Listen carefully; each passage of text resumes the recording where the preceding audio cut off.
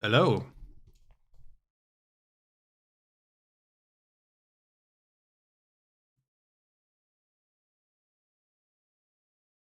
I hope everything works.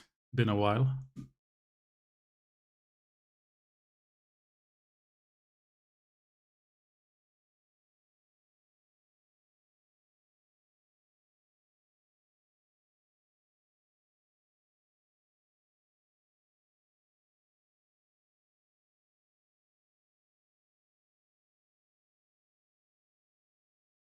Okay.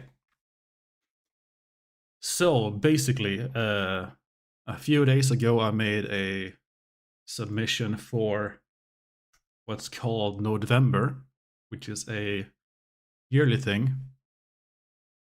Every November, you do a 30-day. It is, I think it's 30 days, yeah. Um, 30 days where each day you have a new prompt, and that prompt determines uh, what you make using only nodes, basically. Uh, it's not like 100% you need to only use nodes to do it, but if you're into nodes, then that's the most fun part for sure. So I made this animation, a quick one, pretty short. This was made using only geometry nodes, no keyframes, um, no rigging or anything like that. And a lot of people were asking about how do you make this? Like, um, how do you get the organic kind of closing like that while still making it very snappy? Uh, and honestly, the setup for that is pretty simple. So the idea is that for today's prompt, which is tool, I want to make a hammer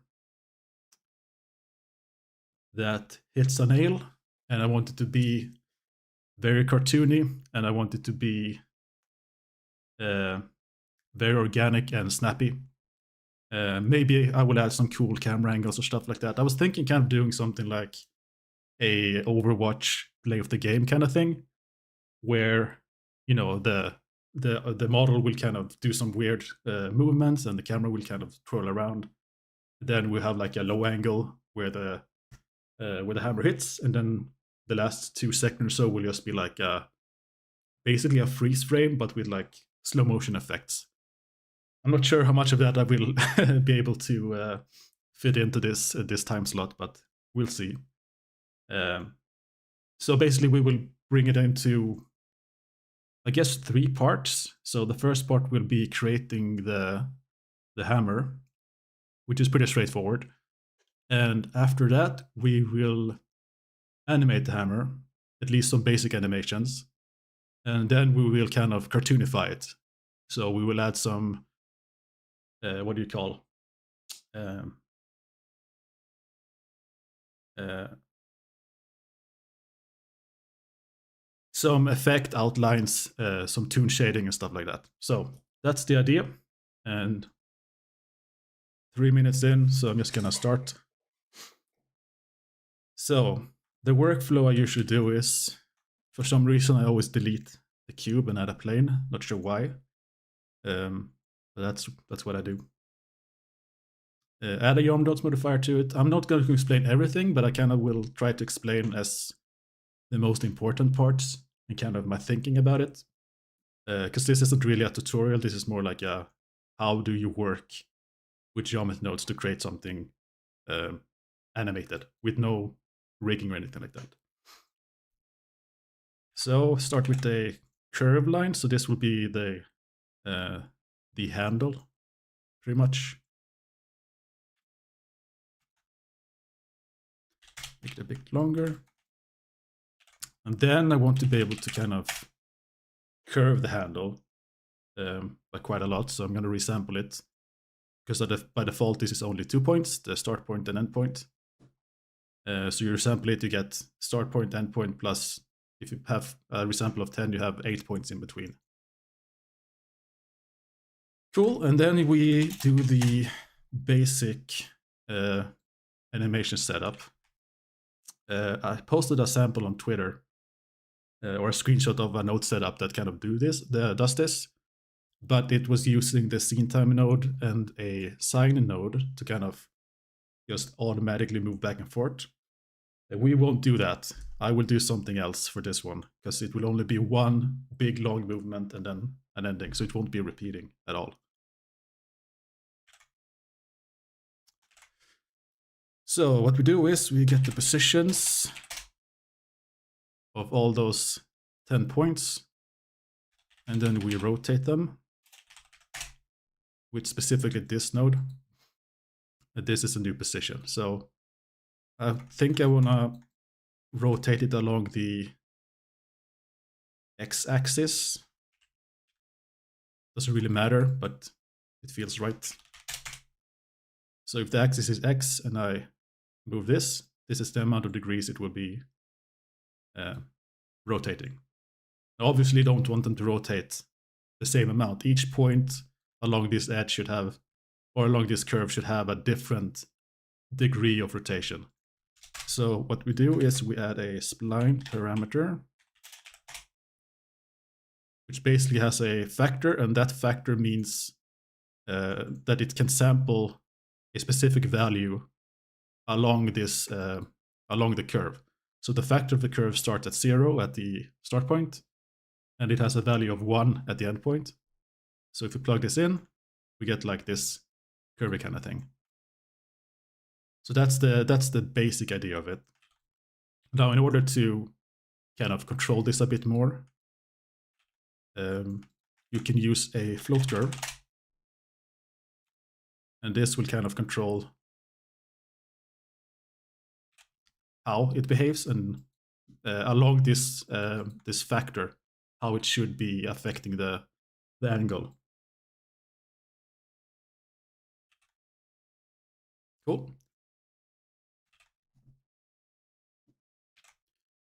Then you can remap it. So this factor goes from 0 to 1. The float curve goes from 0 to 1. So we can adjust that value here if you want to. But most probably we'll do something like this, perhaps. So we can get some sort of wiggly thing. So this here to max will be the top point. This would be the middle point, and those two combined will be a kind of snappy, bendy thing. So by adjusting these two values, we can kind of animate it. So if you adjust them at the same time, they will be in sync. If we start with one and then add a second, and then after that sync them up, you will get like a more like a bendy movement, like an anticipation, and then a snap right down. So that's what we're going to try to do. So I will use the scene time node, and I will get the frame. And here's the trick that I use, and what we're using is a lot in the setup, where you can kind of create a animated section within a frame range. And the way you do it is you take the frame, you use a map range node, and you say, let's say we wanted to start at frame 0. That's good. So frame 1. So from frame 1 to frame, let's say 10. So from frame 1 to frame 10, that's the duration of this animation section, let's say. And you can add that to one of these, and you will get a bending motion when you play it.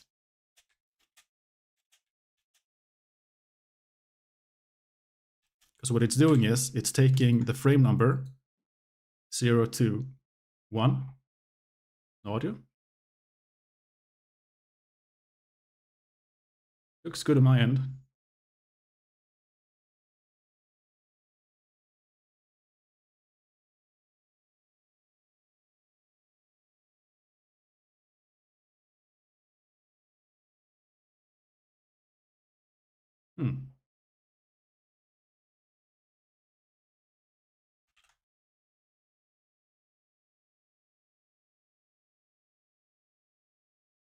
Okay.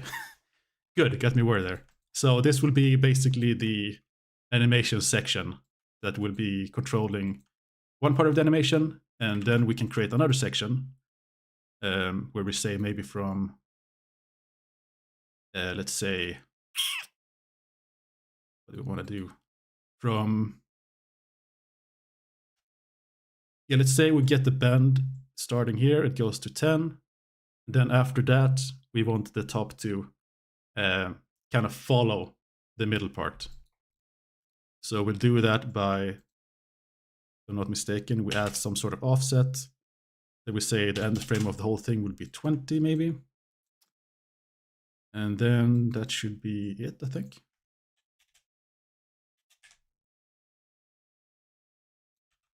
Control Shift D. Oh, that's, I didn't know that. Oh, that's cool. Thanks for the tip. Let's see if I remember it.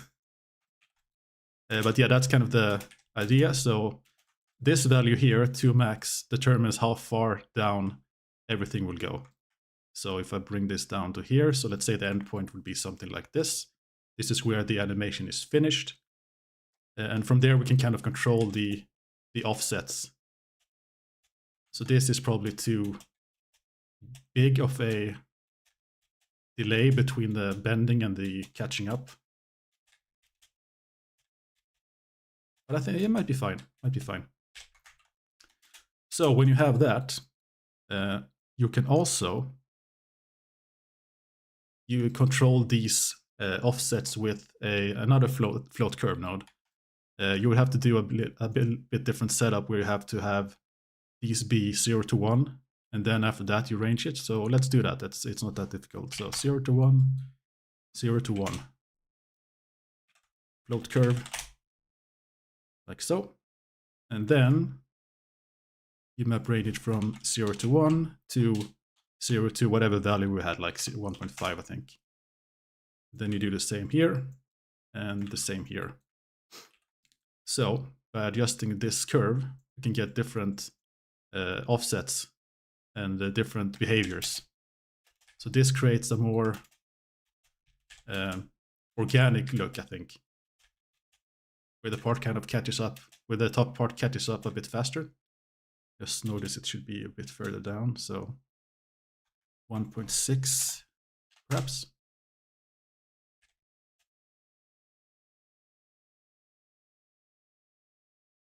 So that's how we get this organic movement. Of course, you want to speed it up. You can multiply it. Multiply the frame number rather with the value. So maybe times 3 makes sense. Something along those lines. Yeah, let's keep it like that for now. So once you have this, you have your handle. You also want to have the head, of course. So let's instance something at the end point, the top point of the curve, like this. And let's just do might change it later, but let's do a cube for now. I think that's fine. And then join geometry, put that here and put that here. So now we have a cube on top. You could use this, we do this with just a curve, but I think it's better to keep them separate in case you want to do some fancy modeling later on, which is very likely. So yeah, some sort of sledgehammer shape, I guess. Now, of course, if we play this, it doesn't really, let me slow it down.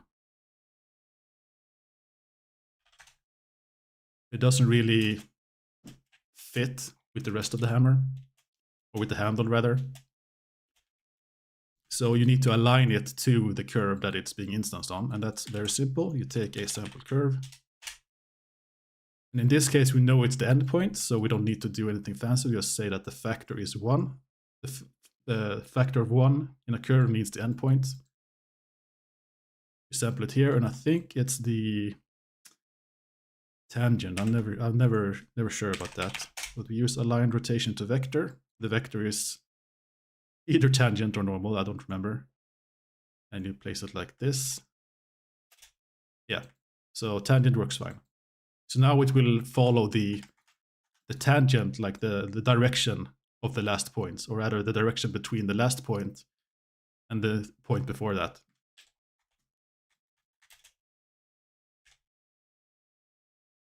Cool. So after that, we should probably model the handle. This is something you always do when you're working with curves and you need a mesh. You use curve to mesh, and then you need a profile curve. And that profile curve can be anything. Usually a curved circle is nice. And since I'm trying to keep it fairly low poly, I guess, or like a hand-drawn, organic, like kind of random feel, I'm gonna keep the resolution to maybe 7, something like that. We get down like this. Obviously this is too thick. So another thing you always do when you're creating meshes with this is a set curve radius. So if you just use it like this, it will set a uniform radius along the entire curve. We don't want that. So again, here comes the spline parameter and a float curve. Lots of float curves. And then from there, a multiply node, and that's all you need, pretty much. So now factor 0 is all the way down here, so we can bring that up. I think the bottom of the handle will be a bit thicker.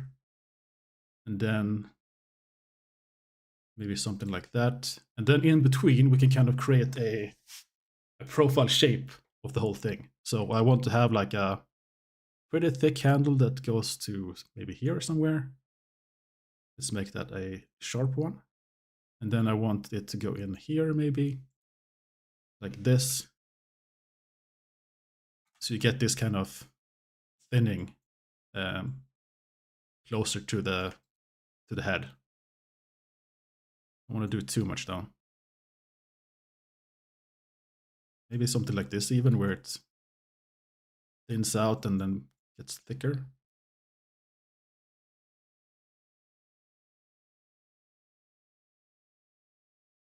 That looks fine. And then this multiply, you know, just expands or contracts. So once you have your shape, you can kind of determine how big it should be. Maybe that's a bit too big.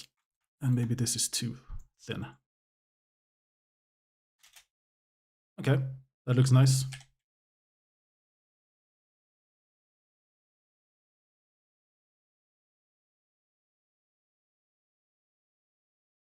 Neat. Now, of course, the animation itself will be fine-tuned as we go along. But just as a start to see everything works, this is kind of how we start. And then we'll fill caps, so we have an endpoint here. Can you make a waving flag in geometry nodes like some fans in the stadium? You could. You could do that. I can try doing that real quick. It's also kind of in the same vein as this. So I would do a curve line, probably. And it would go sideways, like this. Resample, always resample. And then we'll use the scene time. We'll use seconds now because it's a smaller value. Then we use a sine node, a set position, and combine X, Y, Z. So we want it to be going like this. So it would be on the y-axis and offset. And of course we need the spline factor, I guess. Let me think.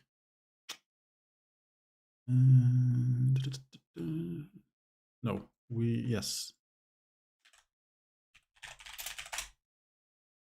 I think, and then we'll add, see that. Is that how we do it? Nope. Multiply it.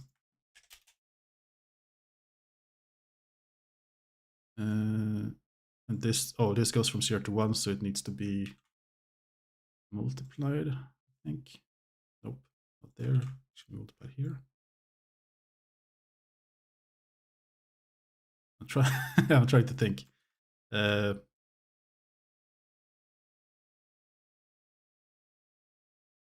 would we do that?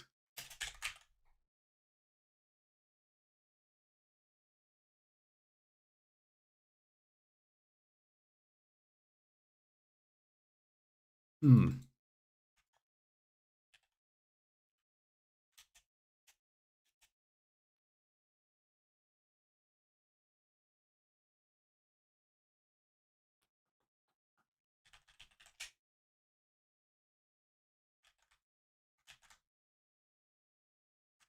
How do we do that? Maybe assign it on this one as well.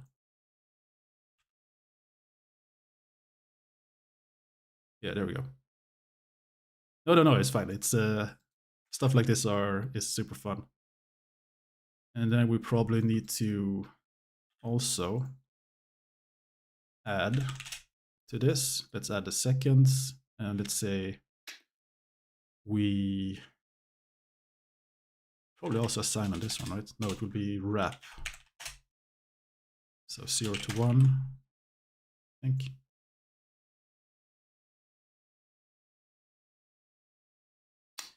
You don't want it to do that though.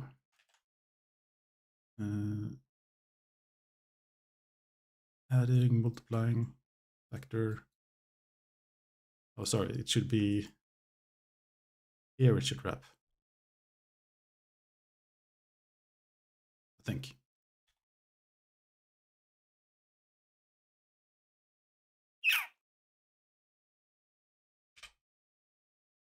So factor goes there, second goes, it adds this.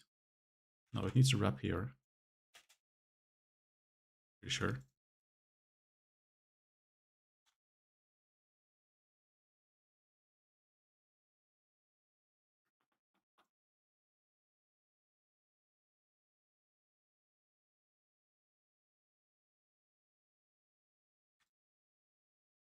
Maybe I'll come back to this. I think I know what I'm doing. Let's see. Where was I? Right. So this follows the curve.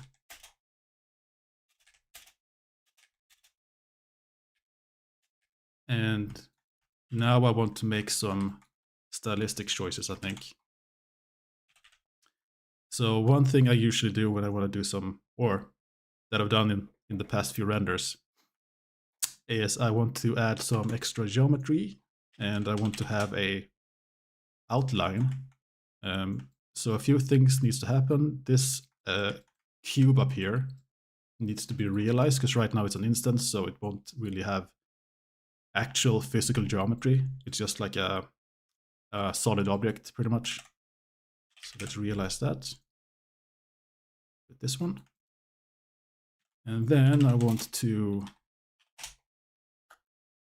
add some noise. So let's use a noise texture. And let's scale it. This is also a setup you use all the time. This exact setup. Noise texture plus subtract a half on each vector, or each of the components. And then a scale node to kind of control how big the influence should be. And here I can see that the hammer head probably needs to be subdivided at least once. So let's do that. Maybe 2 even. 2 is probably too much. Maybe.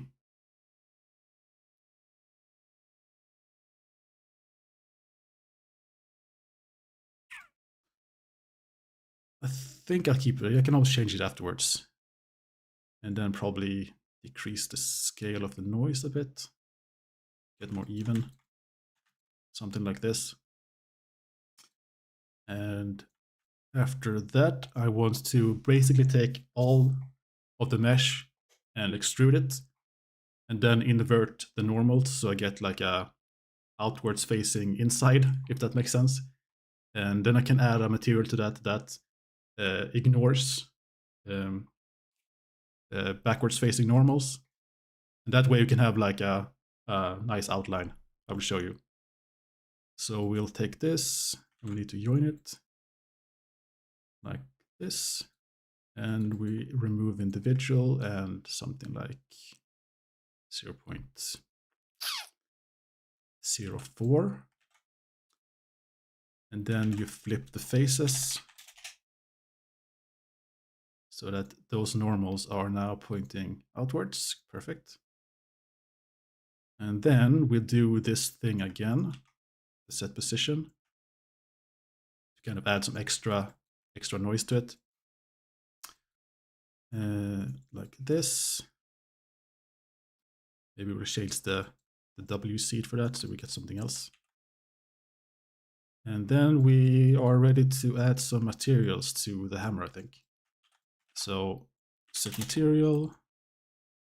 So one for just the base geometry and one for the outline geometry, like this. So one will be, I'm just gonna have one for the hammer right now. You could have one more, let's say here, just for the head. I will probably do that later, or I can do that now. Doesn't matter. Let's move this here. So this is the hammerhead, this is the handle. So we'll make a handle material, put that there. We'll make a head material, put that there. And one outline material. And this outline material, you need to go down in the settings and make sure that backface culling is enabled for both camera and shadow, because we don't want shadows from this material, and we don't want the camera to be able to see the backside. So let's see. Let's start with the outline so we can see what we're doing. We don't want the principal BSDF, we just want one single color. So an RGB node will do fine, like this. Not sure which color will we go with, but let's start with just a white outline like this.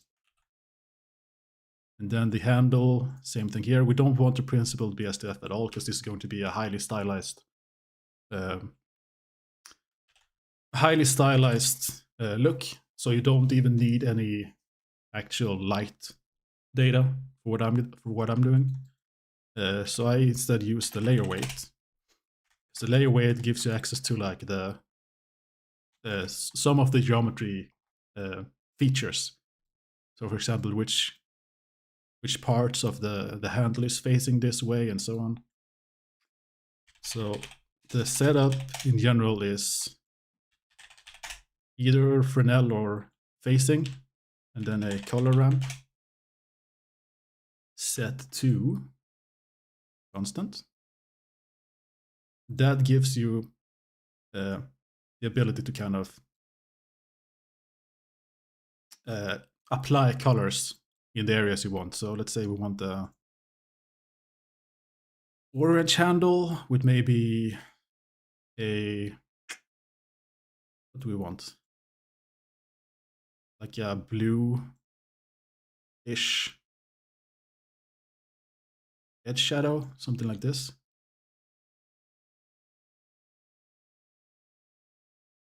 You can adjust the blending as well, and you get like a much closer. Maybe this is nice.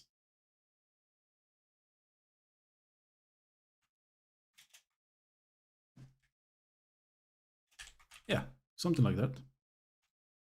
Then same for the head. We just do a layer weight. The layer weight is the hero of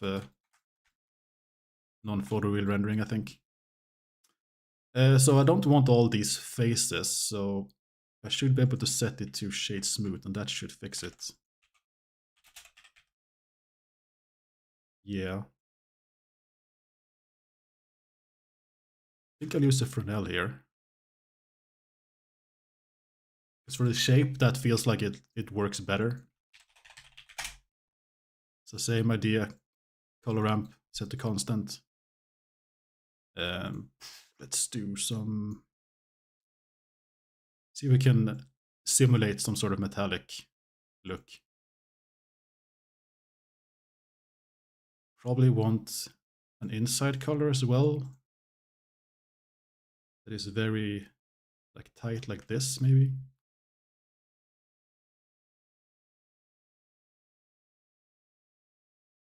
Maybe not blue. Maybe something darker, maybe like this. And probably not white either.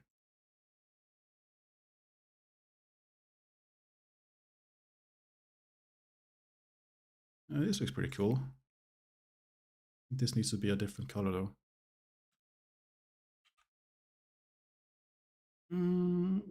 Something like this, mayhaps. Change the blending a bit. But a huge fan of the blending. There's too much of this color, I think. Maybe something like this. Like you kind of want the imperfections of the mesh to be visible in the colors. So if you have it like this, you see some nice, weird kind of hand painted feels. That's kind of what we're going for. And there's a way to kind of add randomness to it, which I guess we could do right now. Let's do it. So to get some cool stuff happening with the shader stuff, after we have created all the geometry, you can store an attribute. So we want to store the face on the face domain. We want to store a vector. Let's just call it norm. And let's pop a normal node in there. So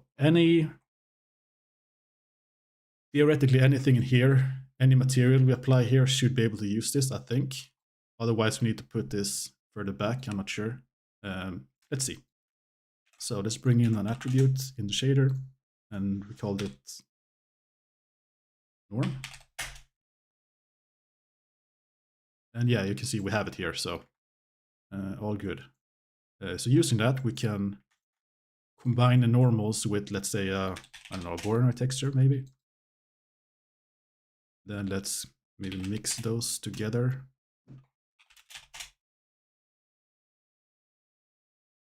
And use that as normal. So if you use the regular factor, we get that.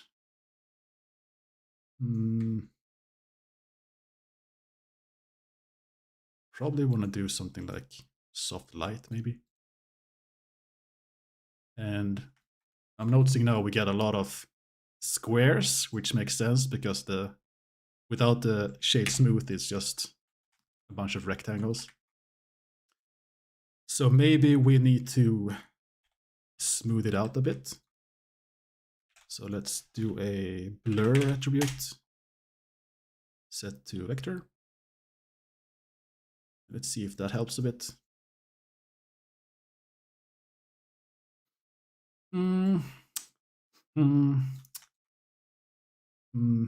Maybe not. Maybe we need a different type of texture to help with the smoothing.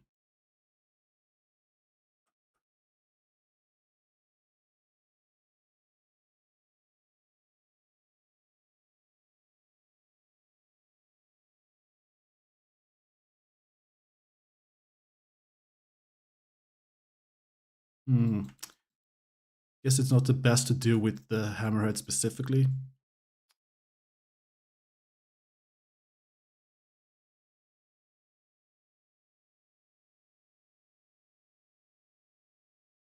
But I guess we could maybe store it before. That's also an option. Store it before we subdivide it. That probably helps. Let's try that.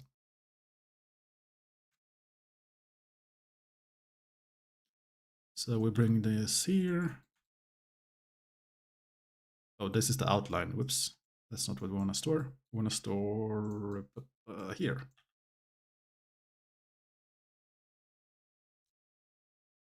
In this part, we want the cube. Once it's realized, we want the cube to be capturing the normals, and maybe we don't need to blur it anymore.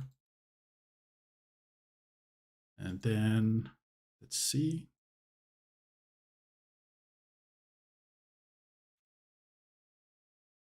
Ah, right, because before we hate 3D worm. Oh, Shiva is up. Yeah, I guess the cube normals are just too boring without any noise added to it. And we can't really blur it. So maybe we do a subdivision surface, perhaps, to smooth it out and crease the edges a bit. Probably going to do that anyway. So maybe we capture those normals instead. Is that any better? Well, well.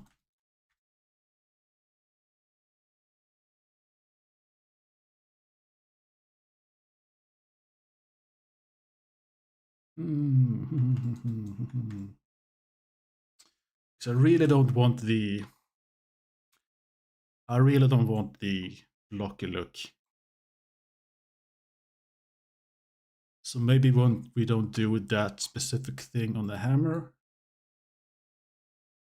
or sorry, the head, we just keep it for the handle, because the handle is just a circle basically.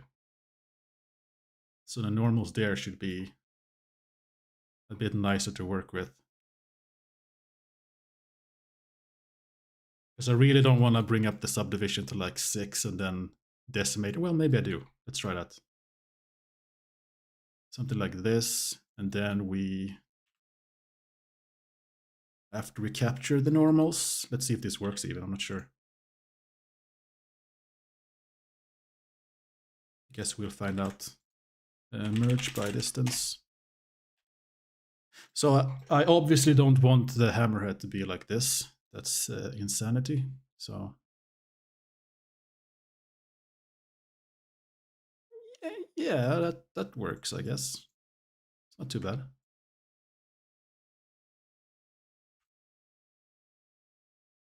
Kind of like the look, actually.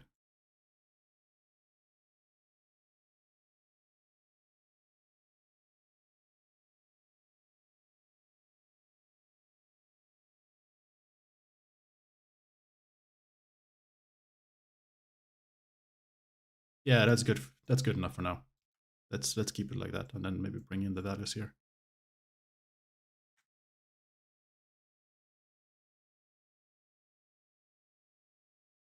And then we'll take this one. Maybe the scale is too big. Yep.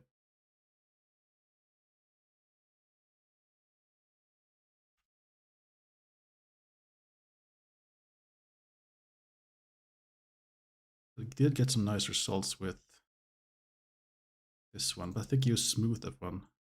I'm not mistaken.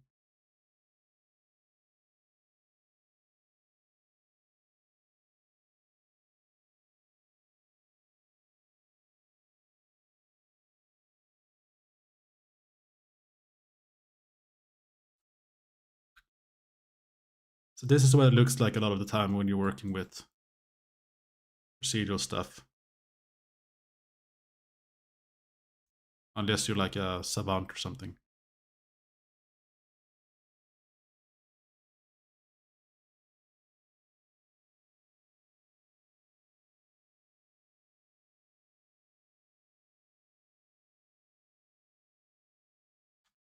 Okay, I kind of like this look, so let's go for that one.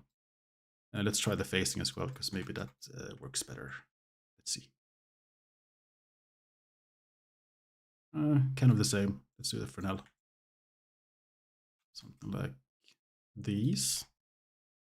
And then same thing here. Let's do the attribute. I think it will work better here. Let's just see that it's actually captured.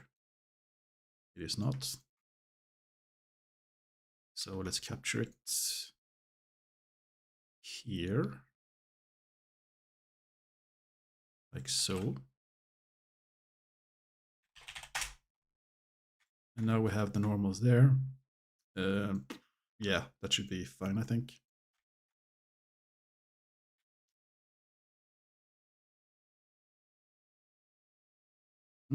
For sure, we need some sort of noise texture or something to blend it.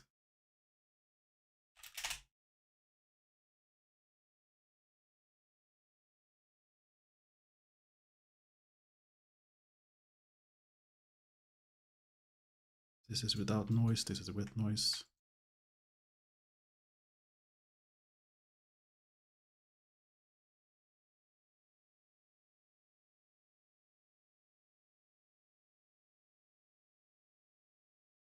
No, look, I think it's too...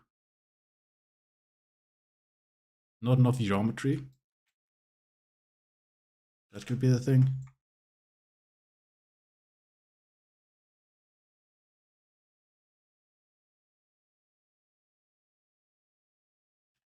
This is very lightweight.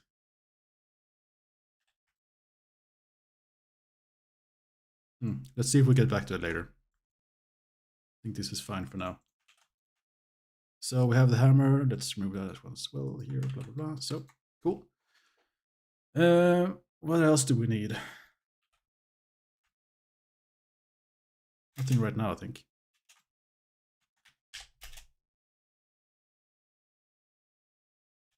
All right. So my idea was that this hammer will kind of swing around in like a spiral and bending and stuff like that. So I think I'm gonna try to implement that real quick. So first we need like a curve that it will slide along. Let's do a spiral. So I probably want it to end like at the center or something, and I don't want it to do like a too many spins. And it should probably go from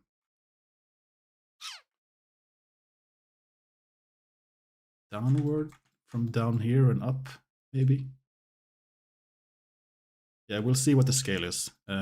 So we take the curve, instance on once.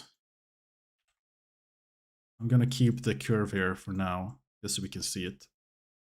And we'll take this. Now we don't want all of these hammers, but we play it, they will all play at the same time. So the animation still works. Just need to tell it where to be. So we do kind of the same thing we did with the head, but before we place the instance, we can trim the curve. So it should be from here. So it will go from this. Maybe I should reverse it now that I think about it.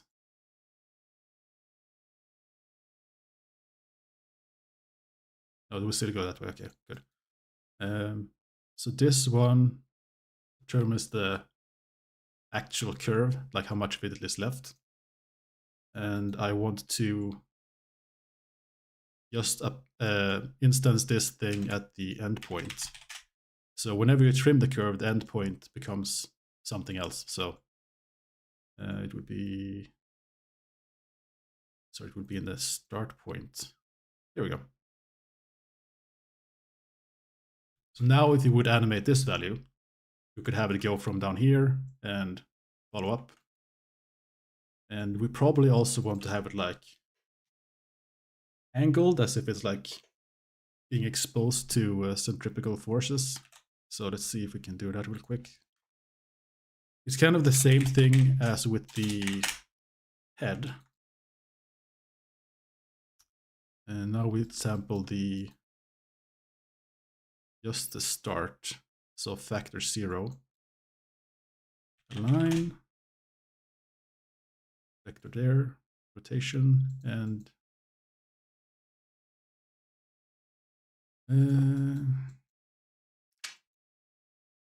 oh, right.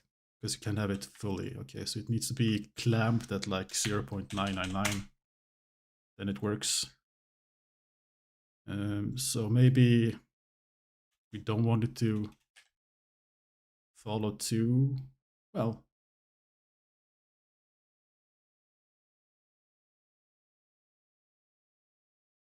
That could work.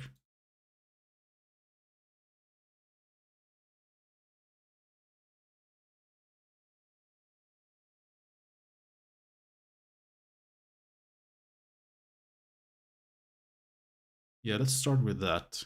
I think that's okay. And then probably we need to kind of bring it out. Let's see if the normal is better. Maybe normal is better. Yeah, normal is probably... maybe?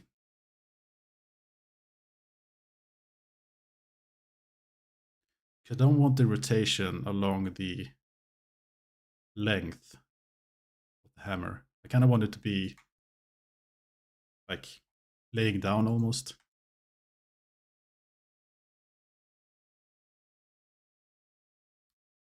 Because it's easier to animate with the bending. So how do we do that? Don't want the Y, maybe the X. X seems fine. And then we can align that rotation with something else, maybe the tangent. Yeah, cool. Getting somewhere. So now it's very nicely aligned. And from here, we could probably just rotate it along some axis. Let's see. Not the X one. I. Y, yes. So like this, and then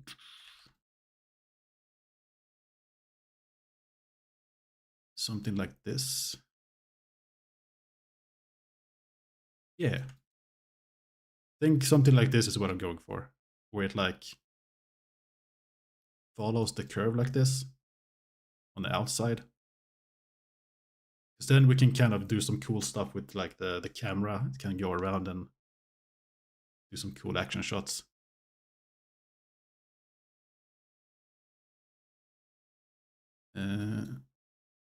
All right, maybe it needs some more rotations though. And I probably want it to be on the, yeah.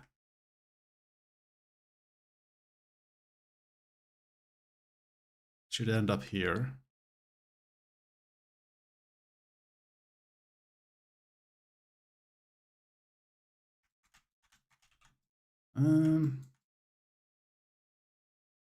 So once it reaches this, we would need to have some sort of added rotation to kind of bring it up to where you want it. So it would be somewhere like here, probably. And then doink. With a delay, of course. So that was the Z value. So we can keep it like this. Then we should be able to just afterwards rotate it up on some axis. Yeah.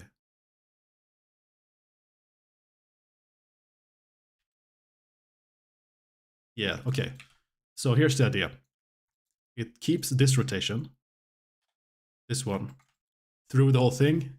And then we add this rotation once we reach somewhere close to the end. We kind of bring it in slowly. Probably with like a scale node or something. Let's see. But that's the idea. So we have the ending rotation and then boink. So the hammer will, or sorry, the nail will be, let's say here. Okay, so we at least have the path. So I talked before about these layers, or kind of keeping the animation in layers. So what you do is, let's say this is one animation layer, these nodes here. These are the nodes for the bonk, so to speak. Can speed it up now that we have most of the things in place. Like that. And I would probably make it longer as well. So instead of a range of 10, maybe I want a buildup of like 15, 20 frames. Let's say 20. This would then be 40. And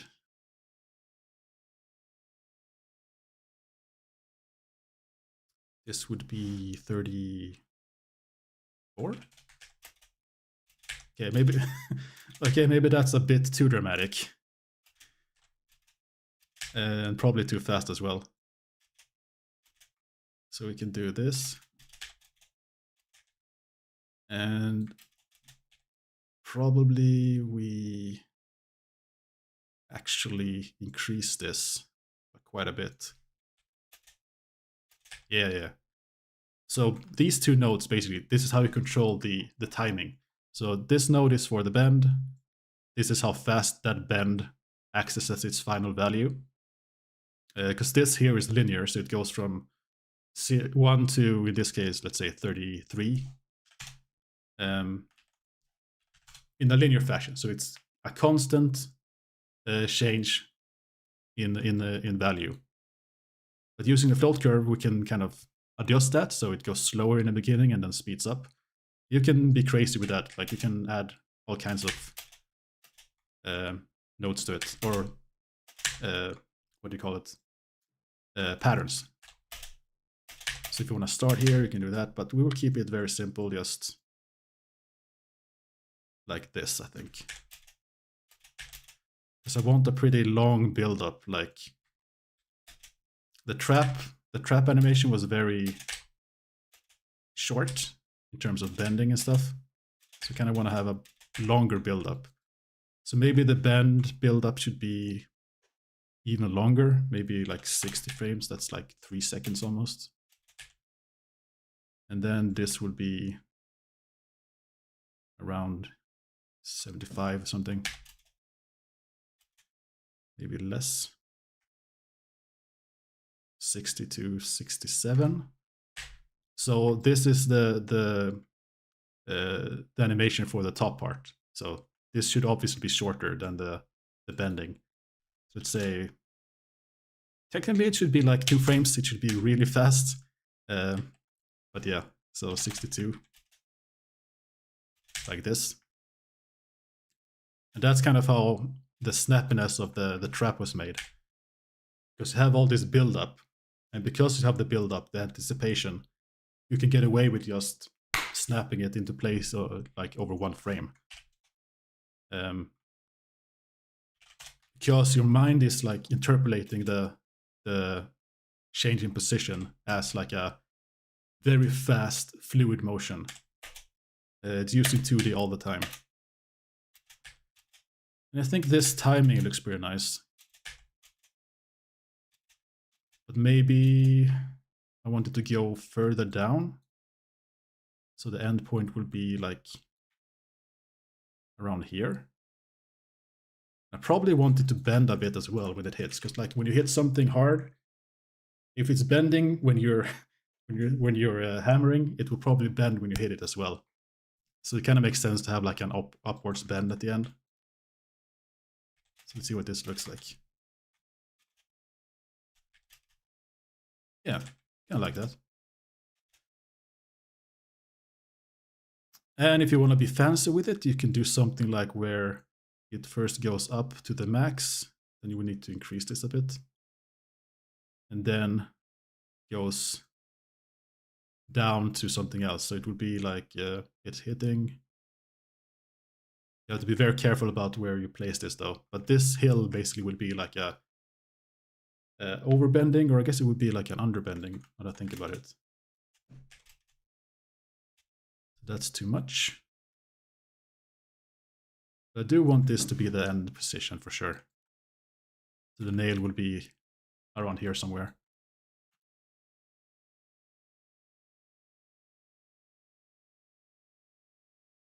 That's too much. So this maybe.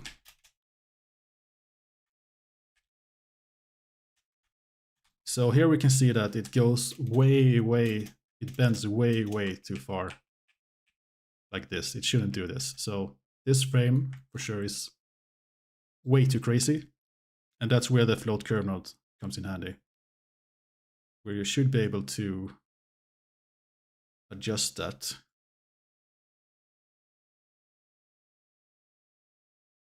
Like this. Then you have the problem of the non-bending, of course. So maybe we just do a sharp curve here.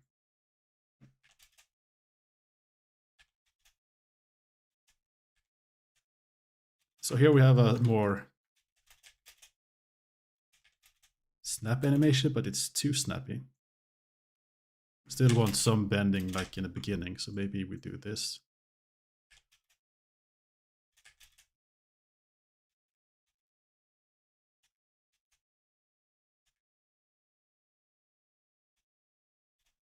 So it reaches its max at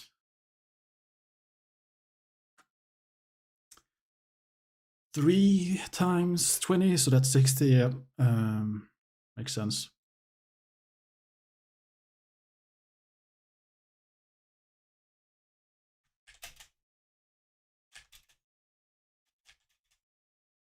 Okay. Now, the thing is, when it's going around the thing, it will first have a consistent kind of bend. Maybe it will wobble a bit. And then it will go up to this position where it's just straight and getting ready to slam down with this. So this animation here needs to be offset by some amount, at least until the going around the curve is finished. So the way you do that is you just add a number to this. So let's say we want an offset of 180 or something. Maybe I need to just skip this multiply node and just keep the animations way shorter. So 20 to 21. This would be the same thing pretty much. Yeah. Cool. And if you add this offset, it will offset everything. Sorry, it shouldn't be add, it should be subtract. So you subtract frames. So this won't start until frame 1. So if we take frame 1 minus 180, it won't start until frame 181. So over here. So anything we want to do, we can do here before that. So most likely we want to have some sort of connection with the going around. Where did I put it? Going around the, where's the trim curve? Here. What is going around this one, right? And this should also be adjusted, but we'll do that later. So first we want to sync the spiral with the animation offset. So scene time. This goes from 1 to 0. So at 0, it's finished. So we basically need to take one value and then subtract from that value until we get to 0. So let's do it like this. How fast do we want this animation to be? Like, pretty slow, I think.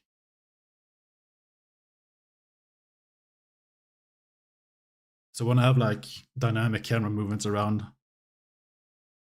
what is going around. So let's say 4 seconds.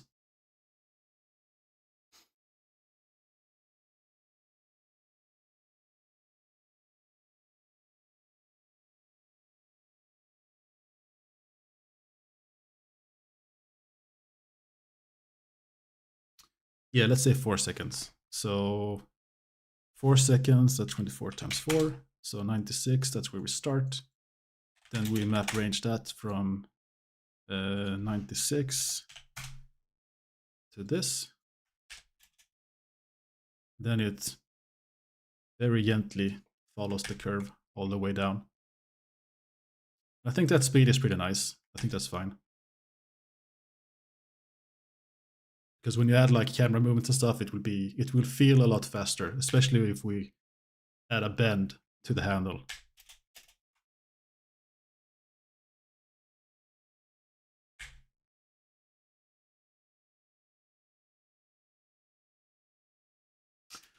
Okay, that sounds good. So we end at 96. So 96 is when the bending over here should start. So let's put that to, give it one frame extra, 97. So now it gently follows the curve all the way down and then bonk.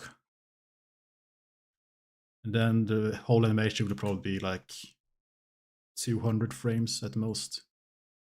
Because once it hits here, it will be just slow motion or faked slow motion the whole way.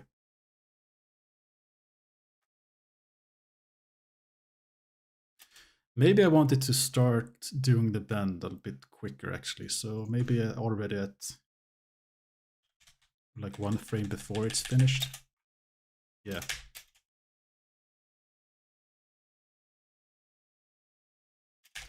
Now, one thing you could do as well with this trim curve, since we have it at a value from 0 to 1, you can use a float curve as usual and kind of create a speed ramp exactly how we want it to. So at 0, it shouldn't be there. Maybe it should go here, blah, blah, blah.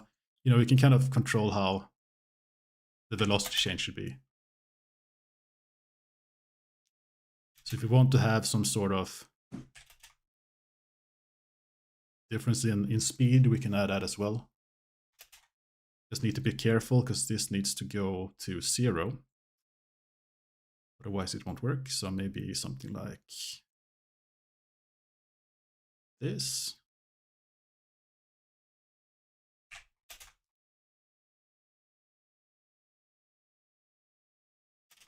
I probably wanted to go way faster at the end, right? Like when it gets into place. But I like having one faster part at the top. Because when you swing the camera around there, it will look pretty cool. And then right before the end, I probably also want it to be way faster.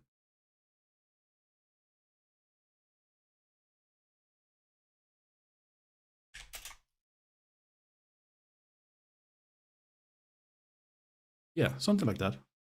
I like that.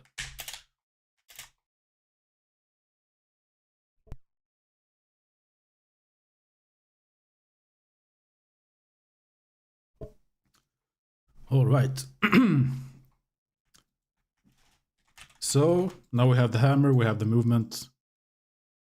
Now we just fix the alignment over here. So this rotation shouldn't be applied until we are at the bottom with some sort of smoothing. So combine XYZ. So 31 minus 31, 83, and 0. Put that in there. Obviously this won't work because it's not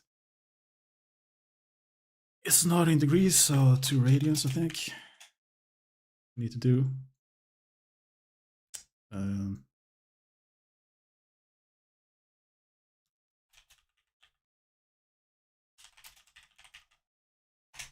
We only get that, okay.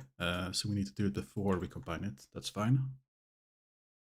So this here and this here. I think, let's see.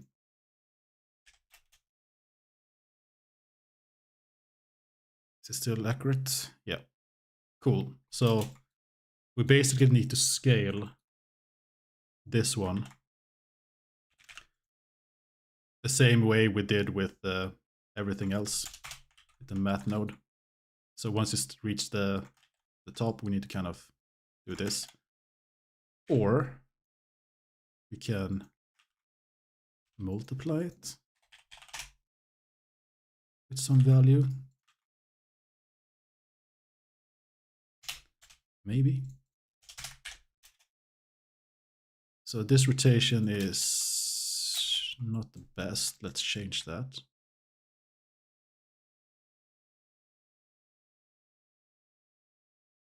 Yeah, I want it to be more like this, I think. Okay, that slight upwards tilt.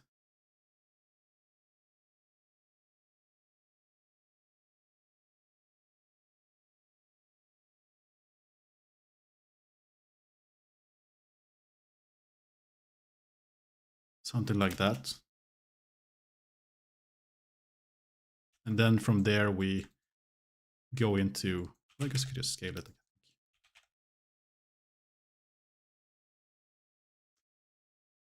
So this rotation needs to be different because the original rotation is changed. That's fine. I think that one is fine. This needs to be less.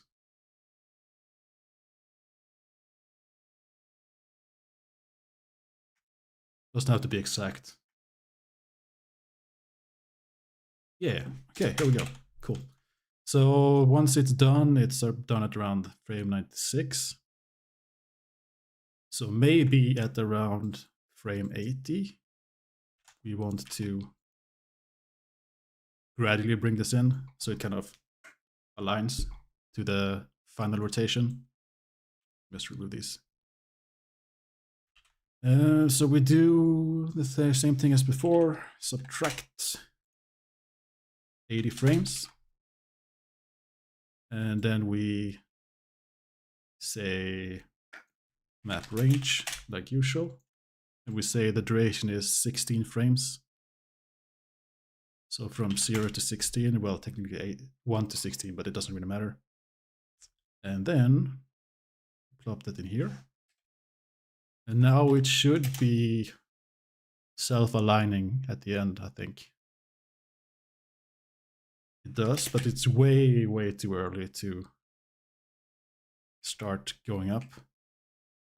Not too early, but it's too fast. So once again, float curve to the rescue.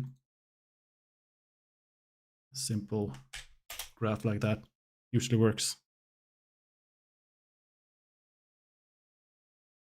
Not a huge fan of the sudden transform at the end. Oh, that looks better. Yeah, maybe we just smooth it out at the end like this. So the last, what is it, like 4 frames? It's doing the slow motion. Maybe we even need to bring this down to like 70 and increase this to a longer set. It's always tricky knowing the exact timing of stuff.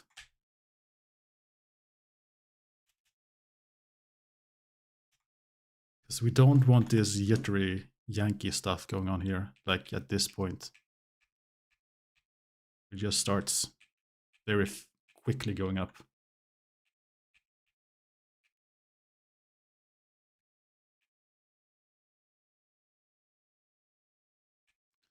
It's just this part here that's too much.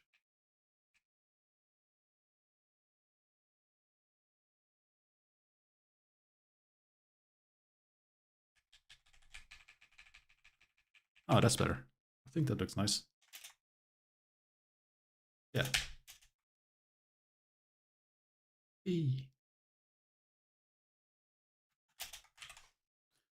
Okay, cool. So last part we need, I guess, is the nail getting hammered. That's pretty easy to do. How do I want to do it? Do I want to do it with a curve? Probably. Do I want to do it with a cylinder? Probably not. Maybe. You know, I think I do. I think I'll use a cylinder. I think that's the easiest. Cylinder. Because with a cylinder you have access to like the bottom, top and sides. And you don't need to Like it's just a static object that will be pushed down a bit. So it doesn't have to be, very animated. So how many vertices? I don't know, maybe 6, 7 is a good amount. Let's do 7. 7 usually works when you're doing like low poly stuff. And it should be way, way thinner and way smaller. Now, we could change the size afterwards just to make it easier to see, but I think it's better to just do the correct size right away. And I also want 2 segments here because I want to have it be like crooked a little bit.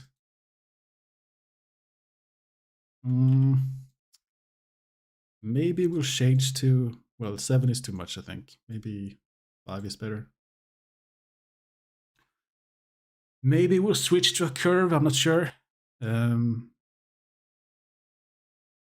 start here. I think that's fine. Because what we want to do is we want to kind of use the booleans we have access to with the top, side, and bottom. So first of all, we want to have the bottom part and scale elements. The bottom part, we'll scale that to 0. And mayhaps we move it around a bit, like to the, not upwards, but maybe to the side. Or maybe we just do we align maybe just move the middle part and the top part, let's see. So in the middle part, we should for sure also, we can't do that. That's a shame. Why is that? Edge? There we go. So we don't want it to be too thick here as well. And definitely not single axis. Well. Maybe this? No.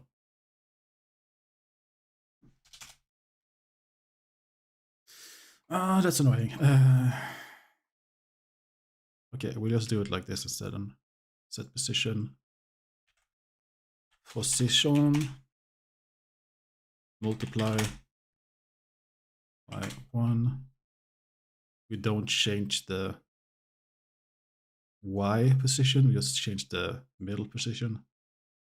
It's fine because we can scale the top separately afterwards, like this.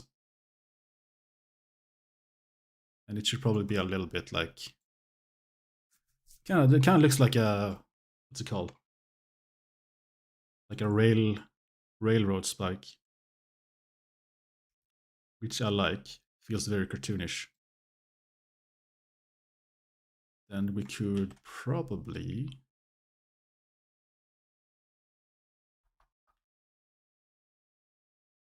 do, I want to move the middle part, so maybe we can take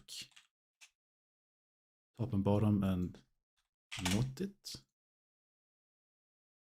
Nope.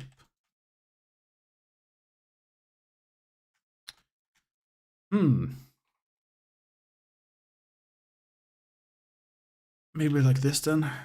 2 segments. And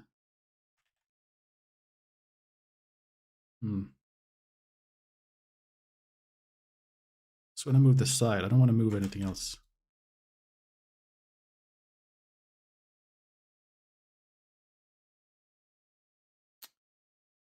Can I do it like this?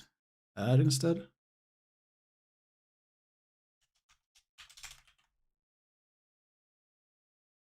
Oh, still the whole thing. Why?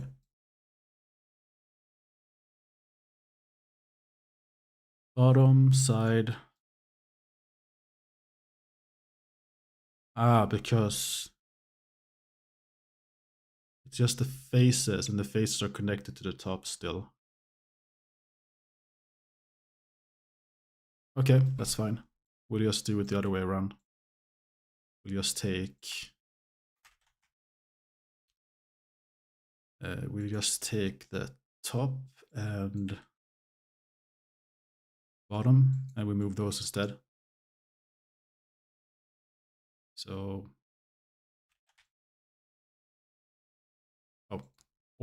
sorry.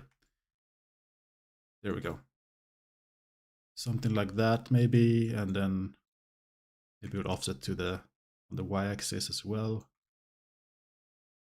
Maybe we'll take just the top and move that somewhere. Like that. That's too much. Just want it to be like a bit uneven, pretty much.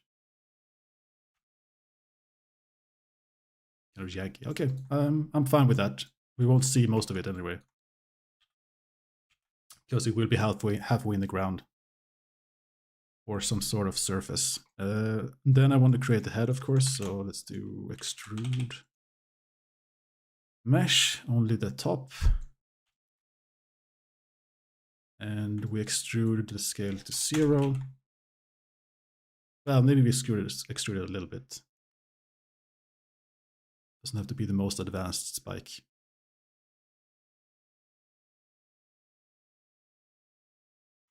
Maybe 0.05.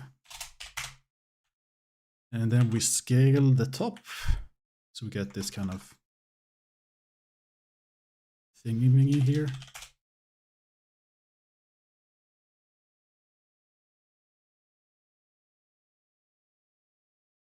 Yeah, I would say that's good enough. Maybe we also extrude the top here a little bit. Get something like this.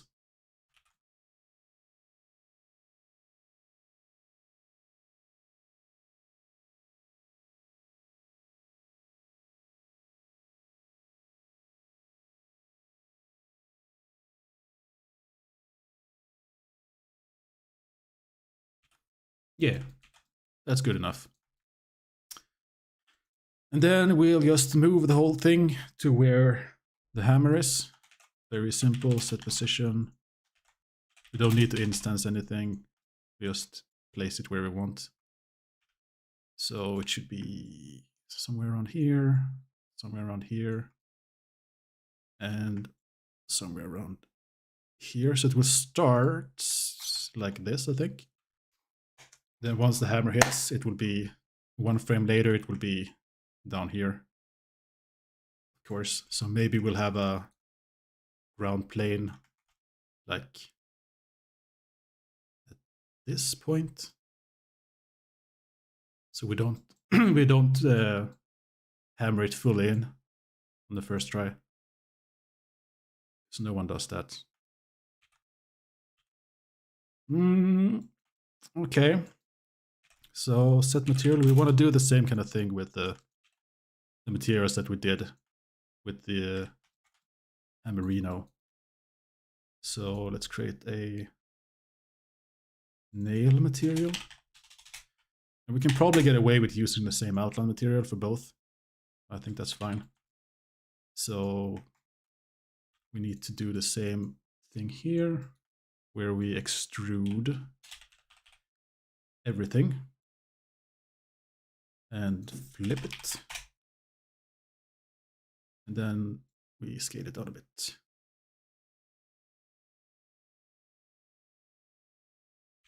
Cool. And then we set material to that one as well. This will be the outline. Maybe that's a bit too big for the nail. Maybe we just want 0.03. I don't think it should be as big as the hammer itself, outline-wise.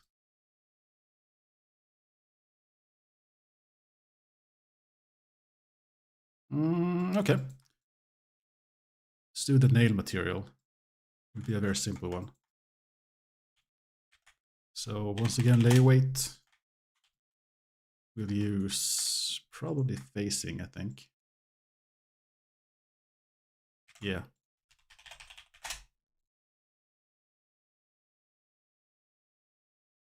Do we want like a rusty nail? Maybe. We want some sort of contrasting color to the hammer for sure.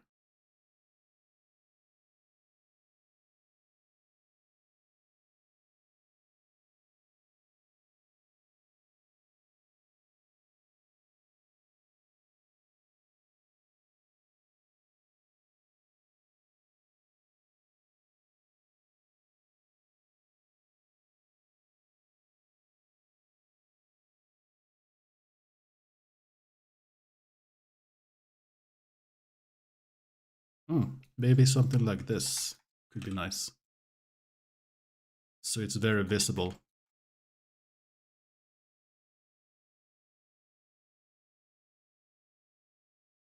Yeah, I think that's fine. And then also let's add some noise to it.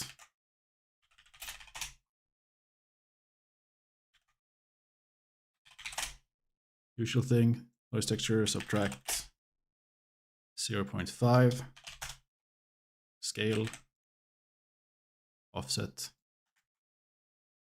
And it should be done before this, definitely before the outline is created. So let's plop it in here. There we go.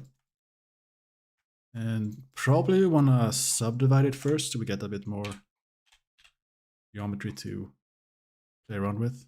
This is a very simple mesh, this nail.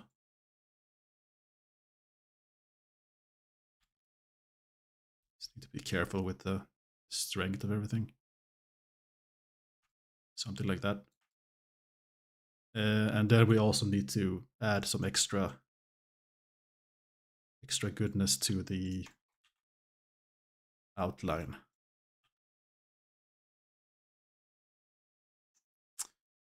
I think that's fine.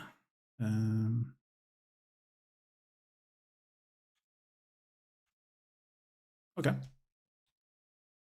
Cool. You love the trap? Best of November? I'm not sure about that. Polio made a really crazy one today, I think. Basically a whole stylized human model with clothing and shoes and I think even like a special haircut and everything. A super clean looking rocket hammer. Yeah, I think that's probably the winner. Actually, I gotta post it in the chat because it's crazy. It's one of those that everyone needs to see.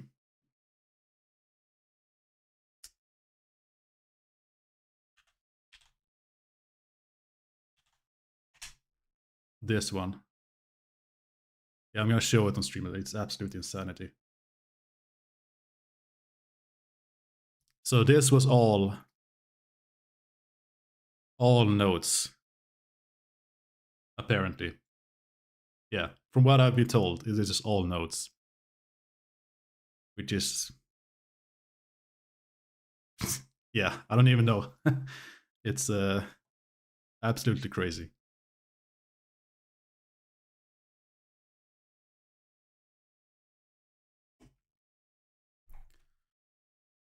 I have no idea how how long that took, but yeah, really good stuff.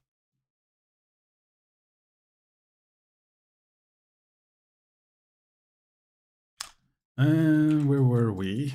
We have the outlines, we have the displacement. Maybe we can triangulate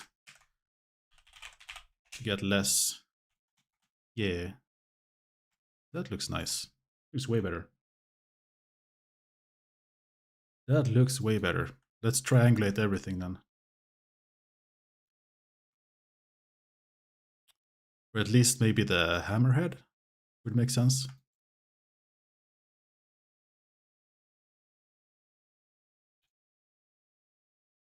Because I didn't really like the way it was behaving with all the angles and stuff.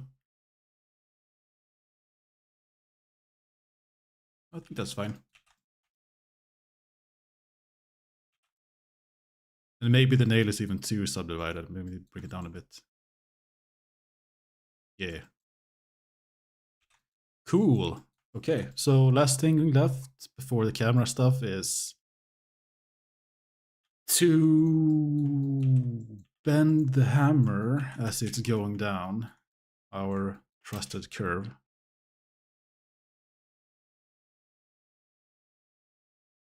Something is eating my performance. Is it this one? Nope.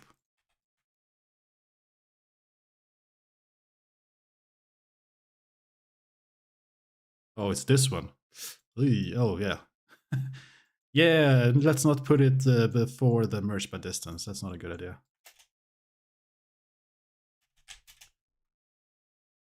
Like a million vertices.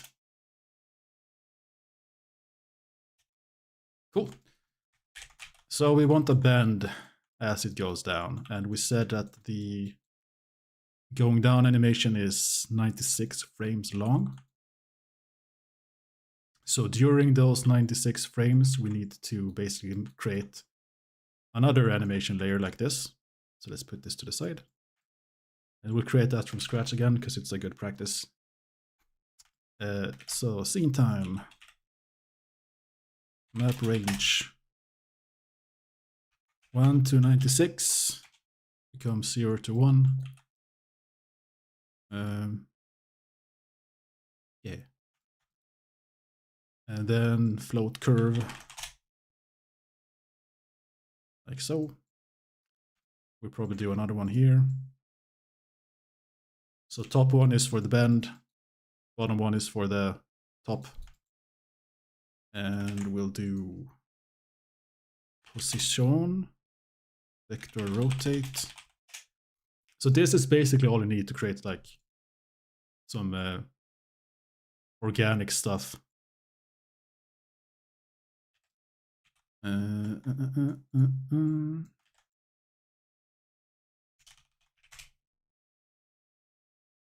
There it is. So it will bend on the x-axis still, because if we would look at it, even though it's instanced on the curve and the line and everything, all of this stuff happens before it gets placed there. So at this point, it's still just a line standing straight,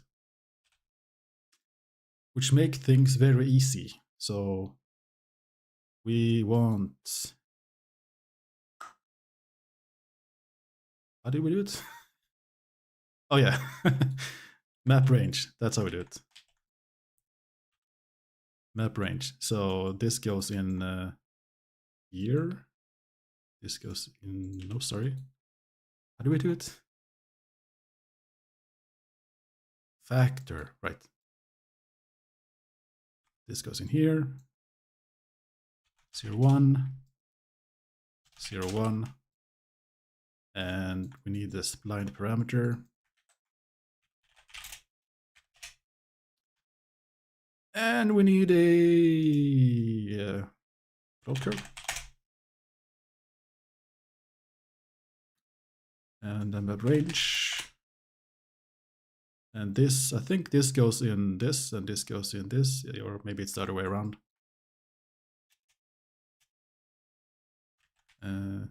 Could be way, oh, angle, there we go. Yeah, so it's, which one do we want to use? I mean, we could bend it in the middle, but maybe it makes more sense to bend it like this.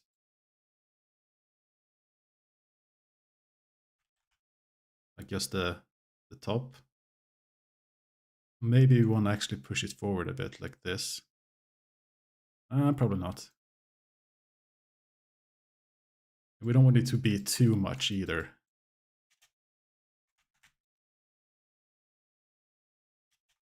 Yeah, okay. Probably more than that, I think.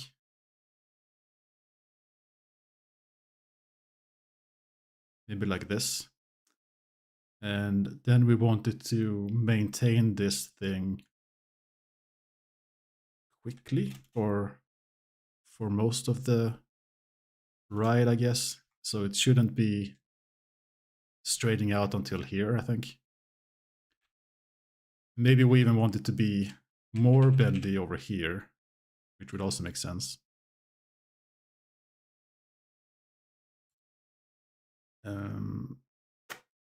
So what would be the best way to do that?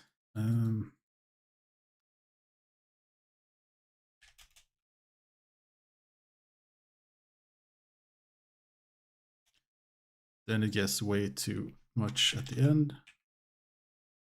So it needs to go to 0 and 0. No, sorry. Yeah.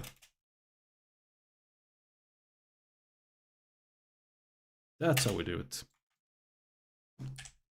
So we just use this one.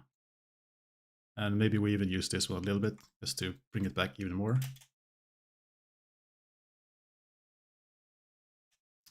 And we can adjust when it starts getting back with the float curve. So by bringing this down, it maintains this first value, this value here, for longer before it goes to the last value, which is up here, but it's 2 max, so it's 0.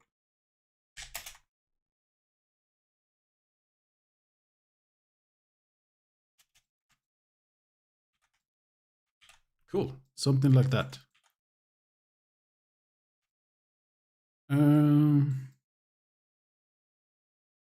What else do we need? We need a ground plane, I guess. And oh yeah, and also the nail needs to be a different position at the start. So we can do that very easily also. Set position,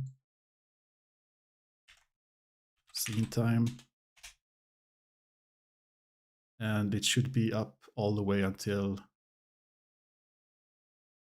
this frame, 116.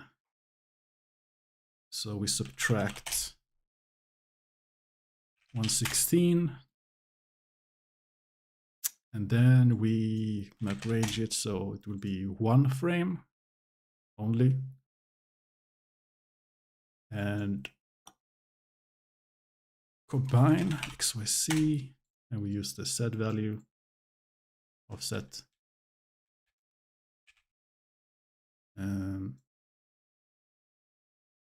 Is that right? No, it should be this. And the offset should be 117, I think. Oh, sorry, 115. Yeah, there we go. And I think that's a bit too high to begin with, so we can bring it down. Something like this.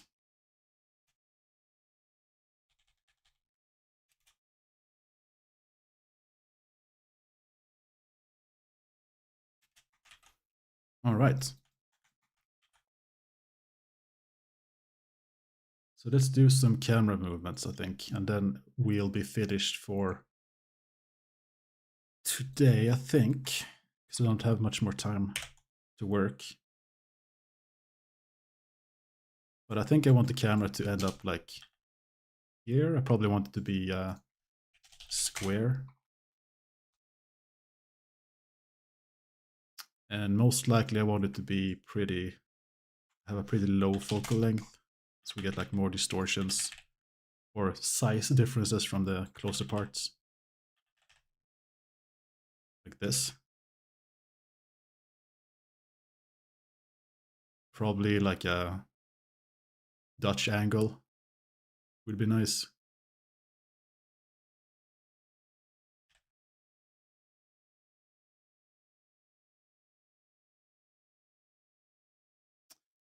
And I also don't want the ground plane to be in the way, so let's just place one for now.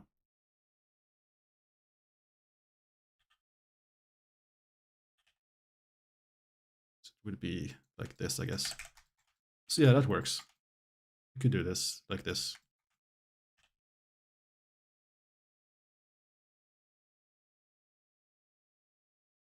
So this would be the ending shot, basically.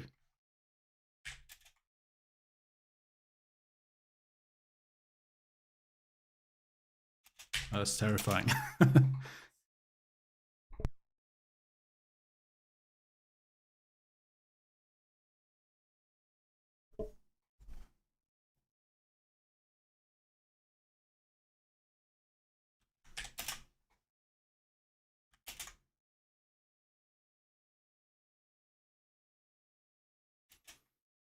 Okay, so I know for sure that the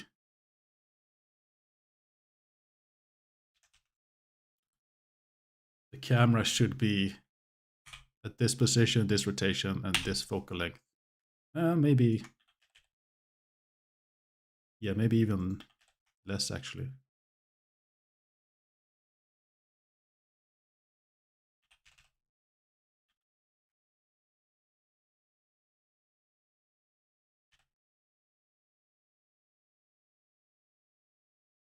Actually, even less, perhaps. Maybe even 10. Yeah.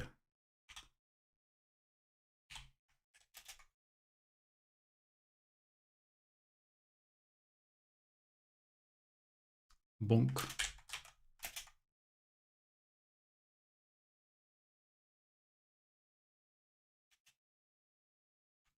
Do we need to move the spike a bit? I think so. I think it needs to be further in and probably a bit smaller.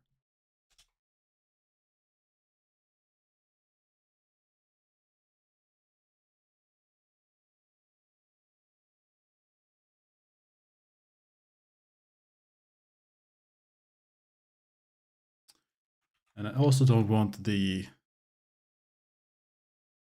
outline to kind of go through.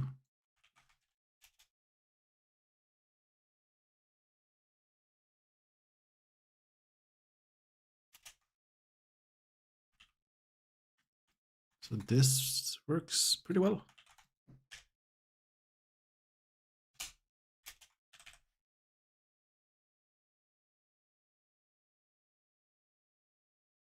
Neat. So one last thing I want to show before I do stuff that isn't node based is how you can create like procedural 2D effects. So in this case, I for sure want to have like a something like, what's it called? Like something happening when the nail is hit, right? So I'm probably gonna keep that as a separate object just to make things, maybe not. This setup isn't too advanced. So we can use we could use the position of the nail, I guess.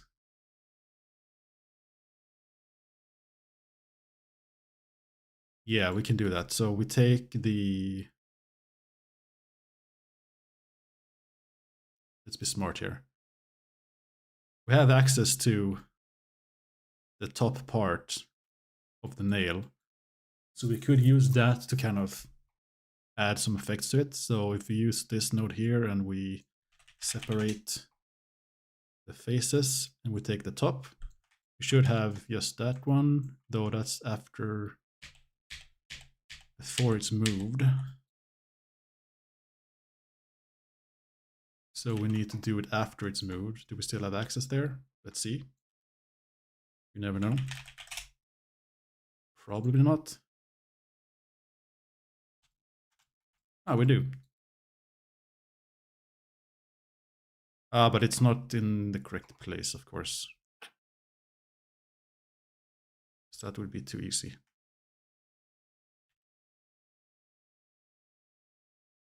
That's because of this one. Yeah. So we need to rethink it a bit. So, okay. We'll disable this and we say that it's up here. Now we have access to the top, which means that this needs to be adjusted to go down instead. Like that.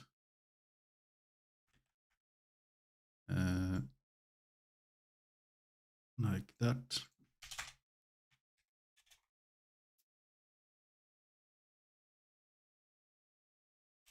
Yeah. Though I just realized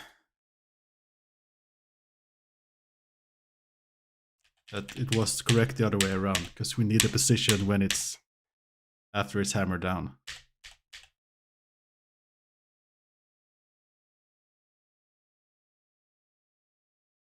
Right? Yeah.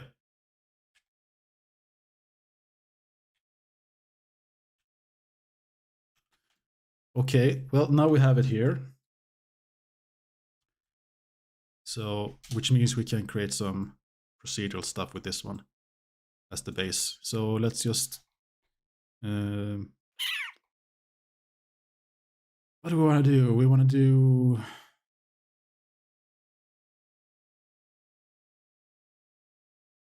we want to have the position of the face itself.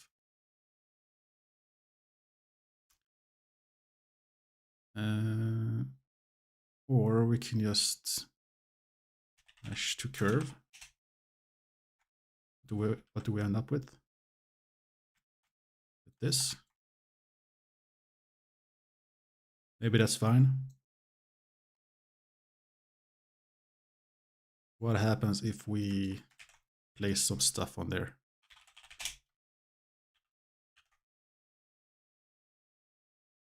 Let's place some lines on there to see what happens. So they're placed like this. And we should be able to sample that curve. Like so. And align.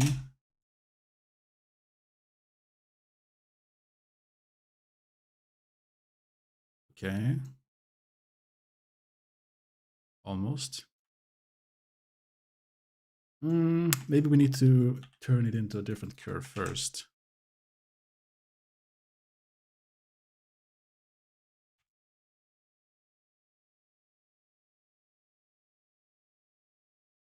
Because we have this, and we basically don't want that.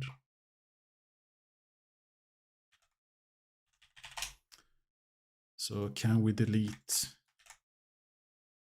just the faces of the center?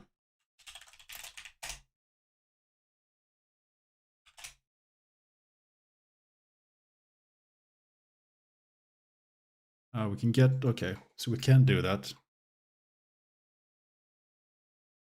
Maybe we'll do a less than or greater than.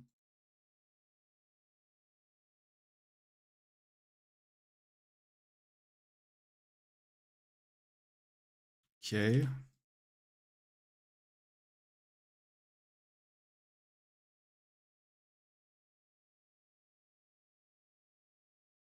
All curves seems to work. Tangent.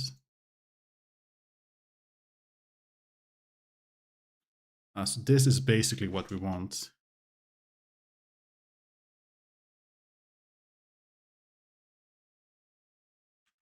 And then we can just add some randomness to it.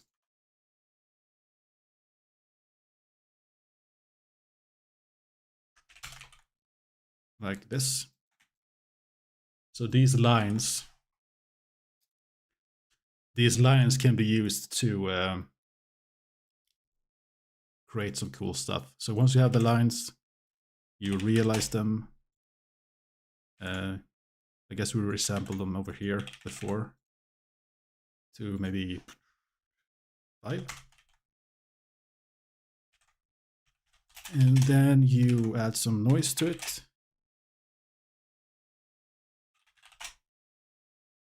A lot of repetition here. That's kind of how it is. And offset and some smaller noise, less scale.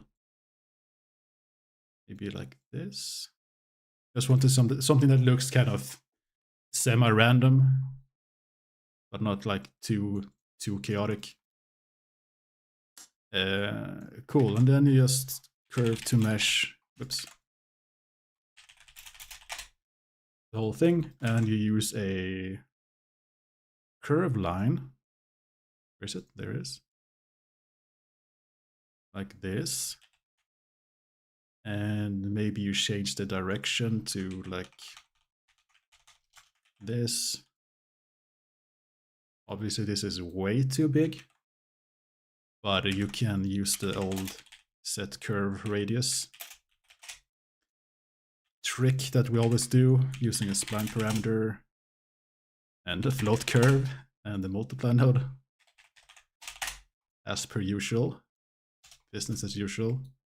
And then you maybe want to add some difference in thickness along the way to make it more like maybe like a flash or something. So let's say we do, I don't know, this maybe. I'm just freeballing here, right? So the end should be 100% like this. So yeah, maybe something like this. Maybe you wanna